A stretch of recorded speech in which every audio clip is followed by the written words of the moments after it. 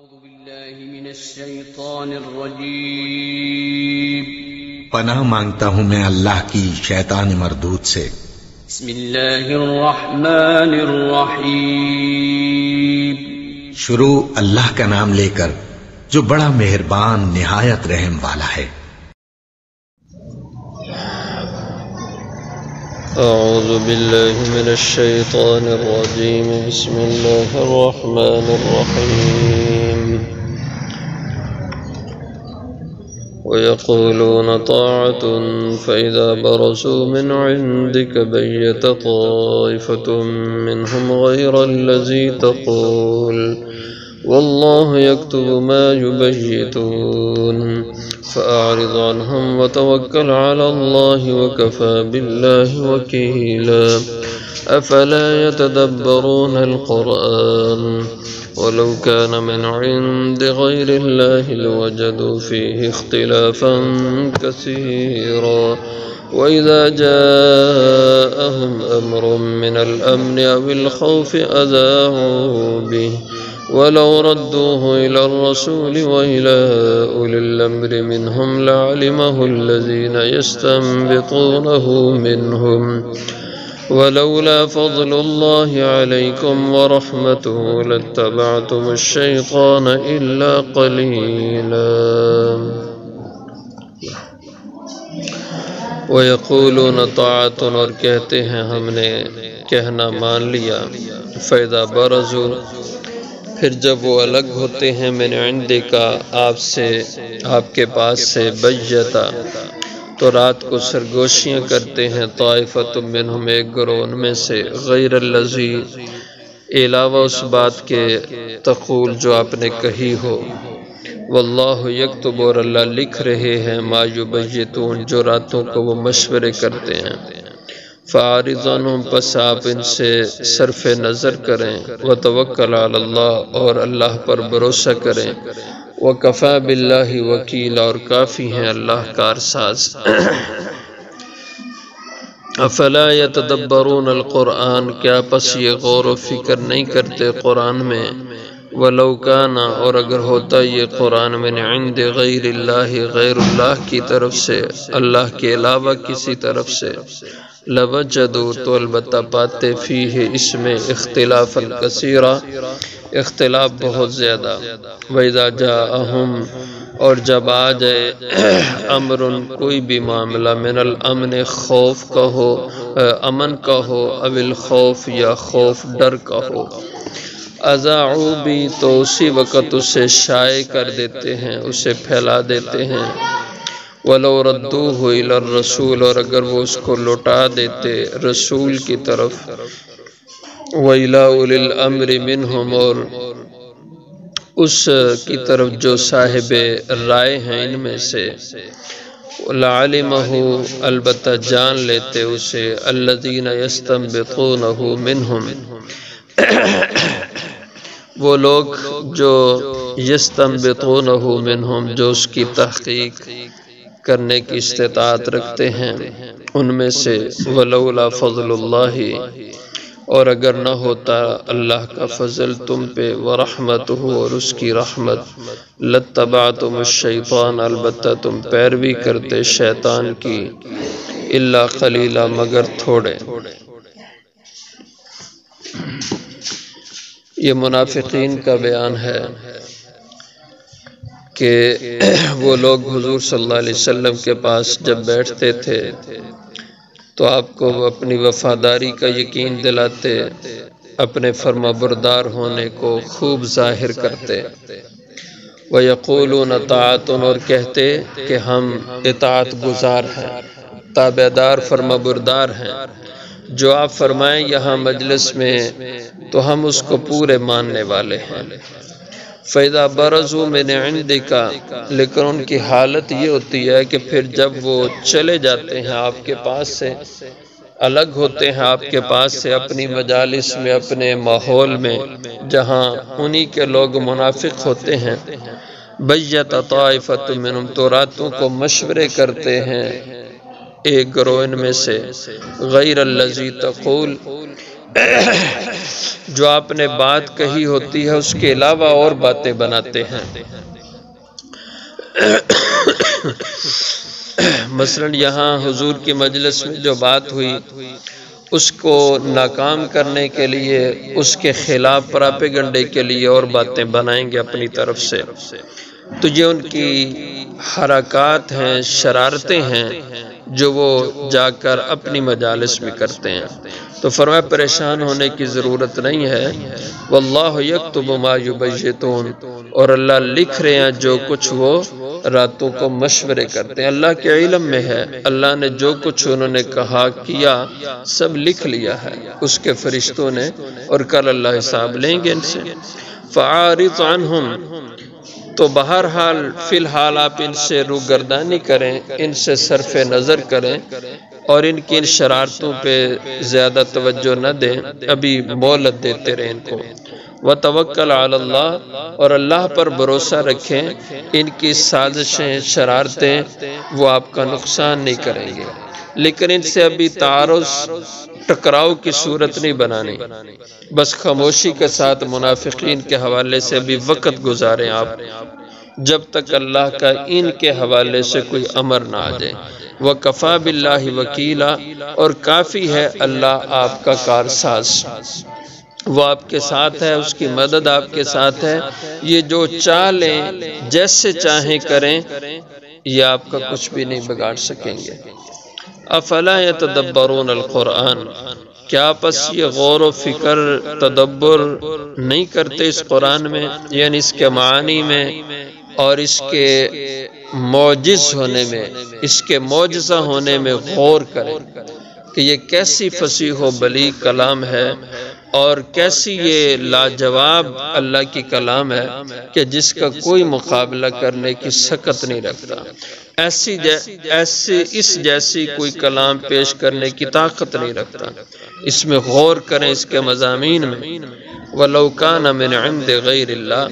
ایک مربوط کتاب ہے اور جو خبریں دے وہ سچ ہیں، اور اس کے مضامین میں ایک ربط ہے، بڑی گہرائی ہے اس کے مضامین میں۔ وَلَوْ كَانَ مِنْ عِنْدِ غَيْرِ اللَّهِ، اور اگر ہوتا یہ قرآن اللہ کے علاوہ کسی اور طرف سے، غیر اللہ، اللہ کے علاوہ کسی اور کی طرف سے، یعنی کہ کسی عام آدمی نے اس کو بنایا ہوتا اور کسی کا خود تخلیق کیا ہوا کلام ہوتا، لَوَجَدُوا فِيهِ اخْتِلَافًا كَثِيرًا، البتہ یہ لوگ پاتے اس قرآن میں بہت سے اختلاف۔ اور آج دیکھ لیں آپ، لوگ کتابیں لکھتے ہیں، بعض دفعہ کسی مصنف کی ایک ہی کتاب میں اس کی باتوں میں ٹکراؤ پیدا ہوتا ہے، بہت سے نامور مصنفین، لیکن ان کی کتابوں میں، ایک کتاب میں دو جگہوں میں آپس میں ٹکراؤ پیدا ہو جاتا ہے۔ تو انسانوں کی کلاموں میں تعارض آ جاتا ہے، لیکن یہ قرآن، اس میں کہیں کوئی تعارض اور ٹکراؤ مضامین میں نہیں ہے، اور اگر یہ کسی غیر کا کلام ہوتا تو ضرور اس میں کوئی اختلاف اور اس میں تعارض کی کوئی شکل نظر آتی، لیکن یہ مربوط اور منظم کلام ہے،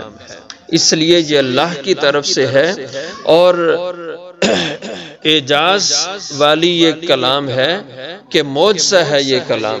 کہ اس جیسی کلام بنانے کی کسی کو ہمت نہیں پڑی، جبکہ سب صاحب زبان ہے، صاحب لسان ہے۔ عرب بڑے بڑے فصیح و بلیغ تھے، عرب کے شاعروں کے شعر فصاحت و بلاغت میں اس کمال درجے کو پہنچے ہوئے تھے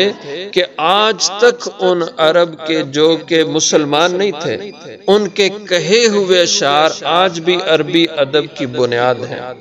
اور عربی ادب میں انہیں پڑھایا جاتا ہے، ان کے بغیر عربی ادب مکمل ہی نہیں ہوتا۔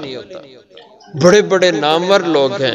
اتنے فصیح و بلیغ لوگ، لیکن اس قرآن کے مقابلے میں اس جیسی ایک یا دو سطریں بھی بنا نہیں سکے تھے۔ یہ قرآن کا اعجاز ہے۔ وَإِذَا جَاءَهُمْ أَمْرٌ مِّنَ الْأَمْنِ، اور جب کبھی آ جاتی ہے ان کے پاس امر، کوئی بات، کوئی معاملہ، من الامن او الخوف، یعنی ادھر ادھر سے کوئی خبر امن کی یا خوف کی آتی ہے، مثلا امن اور خوف کا کہ کہیں سے کوئی خبر آئی کہ فلاں علاقے کے لوگ مدینہ پہ حملہ کرنے لگے ہیں، مکہ والے یا اور قبائل کے لوگ، تو یہ منافقین کا کیا حال ہوتا ہے؟ کوئی ایسے اڑتی اڑتی خبر آئی تو اس کو ایسے ہاتھوں ہاتھ لے کر فوری شہر میں پھیلا دیں گے، او جی حملہ ہو رہا ہے، حملہ ہو رہا ہے، حملہ ہو رہا ہے، حملہ، خوف و ہراس کی فضا پیدا کر دیں گے۔ ایسی شرارت ان میں ہوتی ہے۔ اور اگر کبھی اس ماحول میں اختلاف یا خوف کے ماحول میں امن کی کوئی صورت بنتی ہے، مثلا یہ ہو کہ کوششیں ہو رہی ہوں کہ دو متحارب دھڑوں میں صلح کا، راضی نامے کا، اور بس بات کوئی کسی کی زبان سے نکلی کہ بس صلح ہو رہی ہے یا راضی نامہ ہو رہا ہے، کوئی معاہدہ ہو رہا ہے، ابھی اس کی بات مکمل بھی نہ ہو تو یہ اس کو فوراً اڑا دیتے تھے، او جی بس امن ہو گیا جی، معاہدہ ہو گیا جی فلاں علاقے سے یا مکہ والوں سے یا فلاں قبیلے سے، بس امن کا معاہدہ ہو گیا۔ تو فرمایا کہ ان کا مقصد کیا ہوتا ہے؟ ابھی امن معاہدے کی تکمیل بھی نہ ہو، یہ فوراً اس کو اڑا دیں تاکہ مسلمان مطمئن ہو جائیں اور دشمن کو موقع مل جائے کہ اگر وہ حملہ کرنا چاہے تو انہیں بے خبر پا کر ان پہ حملہ کر دے۔ ظاہر آدمی چکنا ہو دشمن سے تو وہ ہر وقت اپنے آپ کو سنبھالے رکھتا ہے، مسلح رہتا ہے، تو دشمن کا فوری حملہ وہ کارگر ثابت نہیں ہو سکتا، لیکن ذہنی اطمینان ہو کہ اب حالات ٹھیک ہے، کوئی فکر کی بات نہیں، تو پھر دشمن اگر اچانک حملہ کرے اس کو کامیابی مل سکتی ہے۔ تو ایسی گہری سازشیں یہ لوگ کرتے تھے، تو اس لیے فرمایا جب کبھی ان کے پاس کوئی معاملہ امن کا آئے، اب الخوف یا ڈر اور خوف کا اذاؤ بھی فوراً اس کو مشہور کر دیں گے۔ حالانکہ ہونا یہ چاہیے تھا اگر یہ مخلص لوگ ہوتے ولو ردو ہو، اور اگر اس معاملے کو جیسی بھی خبر ہو اس کو لوٹا دیں الی الرسول، رسول کی طرف، وَإِلَىٰ أُولِي الْأَمْرِ مِنْهُمْ، اور ایسے لوگوں کی طرف جو صاحب رائے لوگ ہیں، یعنی صحابہ میں جو سمجھدار با شعور لوگ ہیں، فیصلہ کرنے والے لوگ ہیں، یہ خود اس بات کو نہ پھیلیں، بس ان کو جا کے بتا دیں ایسی خبریں سننے میں آ رہی ہیں، تم لوگ دیکھ لو کیسی خبر ہے، اس کی کتنی سچائی ہے۔ لَعَلِمَهُ الَّذِينَ، تو البتہ جانتے پھر وہ لوگ اس بات، اس خبر کو، يَسْتَنبِطُونَهُ مِنْهُمْ، جو اس بات کی تحقیق اور اس کی گہرائی تک جانے کی صلاحیت رکھتے ہیں، تو وہ لوگ اس معاملے کی تہہ تک پہنچ سکیں اور اس کے بعد پھر اس کو مشہور کیا جائے، شائع کیا جائے کہ اب تصدیق شدہ بات یہ ہے، اصول یہ ہونا چاہیے، لیکن یہ لوگ ایسے افواہیں اڑاتے رہتے تھے۔ وَلَوْلَا فَضْلُ اللَّهِ عَلَيْكُمْ وَرَحْمَتُهُ، فرمایا اور اگر نہ ہوتا اللہ کا فضل تم پر اور اس کی رحمت، یعنی کہ اس نے تمہیں اپنے نبی عطا کیے، تمہارے میں اللہ نے اپنے نبی بھیجے اور انہوں نے تمہیں راہ راست دکھایا، ہدایت کا راستہ بتلایا، اور اس کی وجہ سے تم شیطان کے بہکاوے سے بچ گئے، اور اگر یہ اللہ تمہارے لیے اپنے فضل کی صورت نہ بناتا تو لَاتَّبَعْتُمُ الشَّيْطَانَ، البتہ تم اکثریت میں پیروی کرتے شیطان کی، الا قلیلا، مگر تھوڑے سے اس شیطان کے بہکاوے سے بچتے، ورنہ تم سب شیطان کے پیروکار بن جاتے۔ تو اللہ نے تمہاری حفاظت کی اور یہ نبی تم میں بھیجے اور انہوں نے تمہیں شیطان کی گمراہیوں سے بچایا۔ اور آج دیکھ لیں پھر مسلمان نبی سے ہٹے تو پھر شیطان کی جھولی میں چلے گئے اور شیطان کے بہکاوے میں، اس کے گھیرے میں ہیں۔ تو نبی کی اتباع اور نبی کا دامن تھامے رکھنا، یعنی ان کی سنت اور شریعت پہ مضبوطی سے چلنا، یہ شیطانی فتنوں سے حفاظت کا ذریعہ ہے۔ اور جب بھی انسان اپنے اس مرکز شریعت اور سنت سے ادھر ادھر بھٹکتا ہے تو پھر شیطان کے گھیرے میں آ جاتا ہے۔ تو اگر فرمایا اللہ کا فضل یہ تم پہ اور اس کی رحمت یہ نہ ہوتی، نبی کی ہدایت، تو البتہ تم شیطان کے پیچھے چل پڑتے، الا قلیلا، مگر تھوڑے سے چند لوگ بچ پاتے۔